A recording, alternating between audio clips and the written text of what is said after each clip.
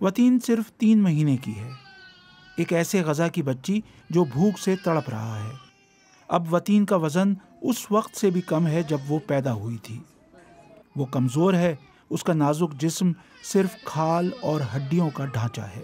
ڈاکٹروں کا کہنا ہے کہ وہ شدید غذائی قلت کا شکار ہے کیونکہ اسے دودھ میسر نہیں۔ وطین کی ماں یاسمین روزانہ دودھ پلانے کے قابل نہیں کیونکہ وہ خود بھی بھوک سے نمٹ رہی ہے۔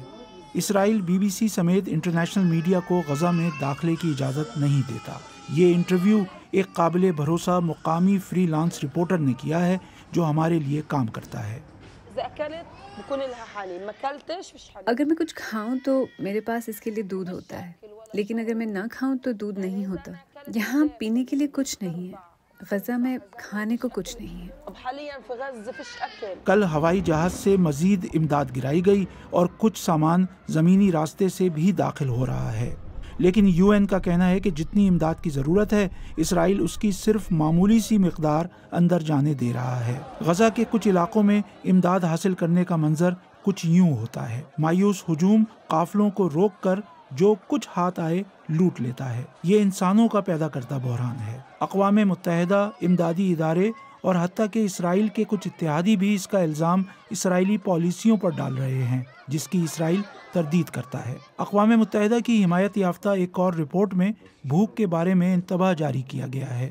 قحط کا بدترین منظرنامہ غزہ میں حقیقت بن چکا ہے۔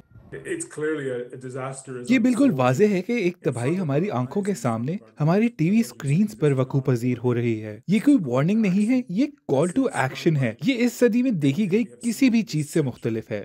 یروشلم میں اسرائیلی وزیر خارجہ نے بین الاقوامی صحافیوں کو بریفنگ کے لیے مدعو کیا۔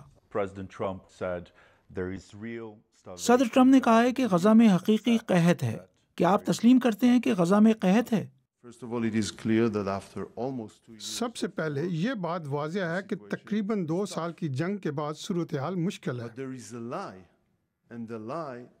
لیکن ایک جھوٹ ہے اور وہ جھوٹ بھوک سے مارنے کی پالیسیوں کا ہے جس میں BBC سمیت بین الاقوامی میڈیا شریک ہے۔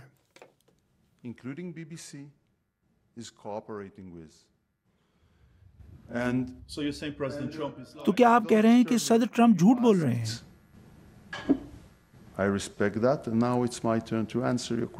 انہوں نے اس سوال کا براہ راست جواب نہیں دیا، بلکہ کہا کہ اسرائیل ایک غلط مہم کا سامنا کر رہا ہے۔